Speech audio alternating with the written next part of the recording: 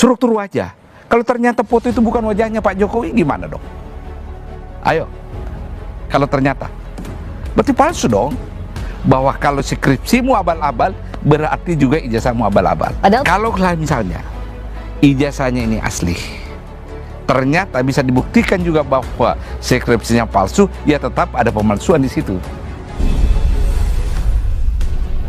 Karena itu tadi seperti yang saya sampaikan, ada soal Times New Roman, sampai bentuk wajah pun itu jadi soal. Apa ini struktur wajah, struktur gigi, apakah ini layak jadi pembuktian menurut layak? Menurut saya layak. Kenapa layak? Kalau memang huruf itu ternyata berbeda dengan yang lain, berarti ada pemalsuan. Struktur wajah, kalau ternyata foto itu bukan wajahnya Pak Jokowi, gimana dong?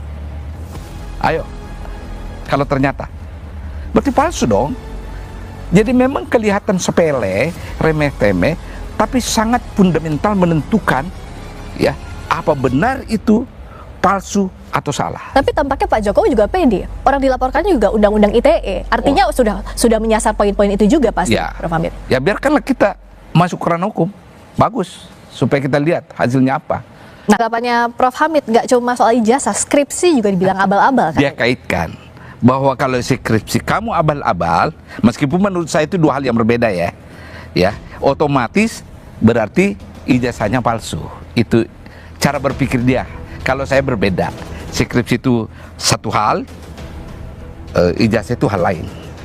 Tapi kawan-kawan Pak Suryo tadi itu menggabungkan bahwa kalau skripsimu abal-abal, berarti juga ijazahmu abal-abal. Padahal belum tentu. Menurut atau pasti? saya belum tentu. Kenapa bisa? Bisa saja. Jelaskan. Ya, ketika dia buat skripsi abal-abal, penguji tidak tahu dan sebagainya dan seterusnya, dia lulus kan? Kemudian dia dapat ijazah, bisa saja.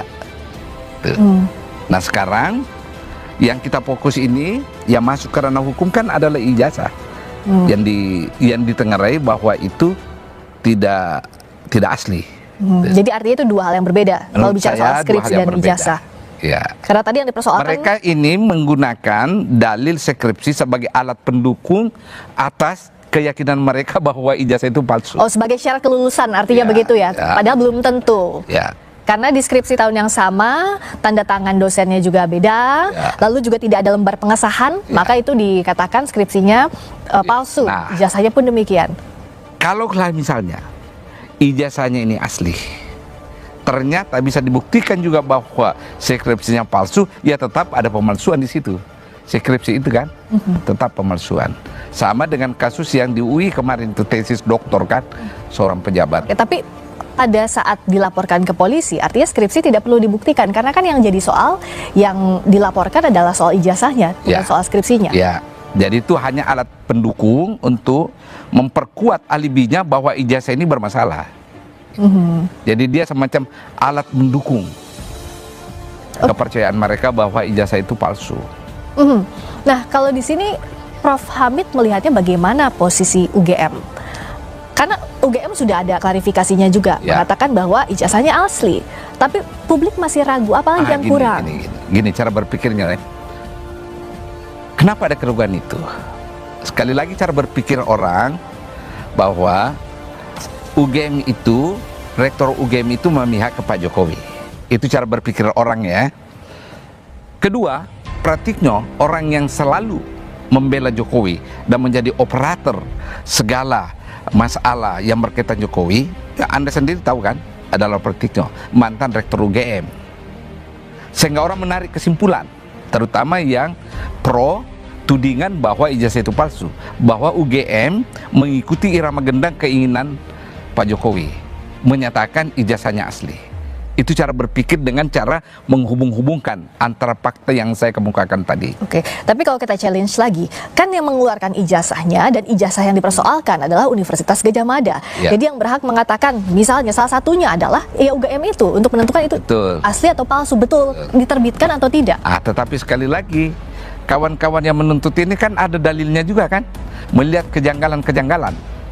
Nah, kejanggalan-kejanggalan itu yang mereka anggap ada sesuatu permainan, ya, kejanggalan huruf lah, kejanggalan tanda tangan, kejanggalan foto. Jadi mereka pasti otomatis mengatakan Gajah Mada juga tidak fair. Itu cara berpikir mereka ini. Oke, saya tantang balik lagi. Tapi kan kalau UGM mempertaruhkan kredibilitasnya untuk bilang itu asli, padahal misalnya tidak, kan rugi di UGM juga, dan itu akan mempertaruhkan nama baik kampus ternama. Persis. Itu yang kita sesali kalau memang ternyata ada rekayasa membenarkan yang tidak benar. Tapi kalau tidak, tapi kalau tidak kan, kalau tidak apa boleh buat, sudah terlanjur. UGM harus membuktikan bahwa memang UGM benar. Ya. Dan sekarang satu-satunya jalan adalah di ranah hukum. Ranah hukum. Kan, supaya segala gosip, segala fitnah yang berkecambah yang menindih Pak Jokowi dan UGM bisa clear. Tak apa-apa, masuk ranah hukum saja. Saya salut bahwa Pak Jokowi mau membawa kasus ini ke ranah hukum dengan catatan ya, lembaga negara yang bernama polisi fair. Gitu. Kalau gitu soal struktur gigi, struktur wajah, foto yang dianggap palsu, itu bagaimana pembuktiannya nanti di pengadilan? Kenapa? Gimana untuk mendudukan itu sebagai alat bukti? Posisinya seperti apa, Prof? Ya, hal-hal itu. Gampang sekali. Uji dengan lab forensik. Bukan hanya di polisi ya. Cari pembanding. Di mana misalnya? Ya, pasti ada lah ahlinya itu kan. Ahli forensiknya ada. Bawa ke pengadilan. Biar hakim yang mengujinya tentang kepalsuan atau tidak. Karena ini kan adalah masalah pidana. Ya toh? Jadi biarlah hakim yang memprosesnya kelak. Ini kalau Prof baca sebenarnya mana sih arahnya? Apakah ia di awal ngegas ke polisi atau harus dibawa ke pengadilan? Memang ujungnya ingin dibuktikan di sana. Ya, kalau ingin pembuktian yang benar bawa ke pengadilan. Bawa ke pengadilan. Dan ini bisa ya. Sampai P21 sampai masuk ke pengadilan. Polisi yang menentukan. Kah? Kalau polisi mengatakan ini cukup bukti untuk kita naikkan, kejaksaan dituntut, kejaksaan teruskan, ya bisa dong. Kenapa enggak? Itu kan hak warga negara. Pak Jokowi punya hak membela diri. Ya kan? Gajah Mada juga punya hak. Tapi tidak berarti bahwa warga negara yang menuntut ini kita nafikan suaranya. Ya. Kita tidak jadikan suara mereka sebagai unheard voices. Ini negara demokratis. Kalau Prof melihat apakah masih ada jalan lain selain dibawa ke pengadilan? Kalau saya demi kebaikan, bawa aja ke pengadilan. Kenapa lebih baik pengadilan bukan mediasi supaya terbukti misalnya? Siapa yang salah. Supaya terbukti siapa yang salah. Tapi struktur wajah. Kalau ternyata foto itu bukan wajahnya Pak Jokowi, gimana dong? Ayo. Kalau ternyata berarti palsu dong. Bahwa kalau skripsimu abal-abal, berarti juga ijazahmu abal-abal. Kalau misalnya ijazahnya ini asli, ternyata bisa dibuktikan juga bahwa skripsinya palsu, ya tetap ada pemalsuan di situ.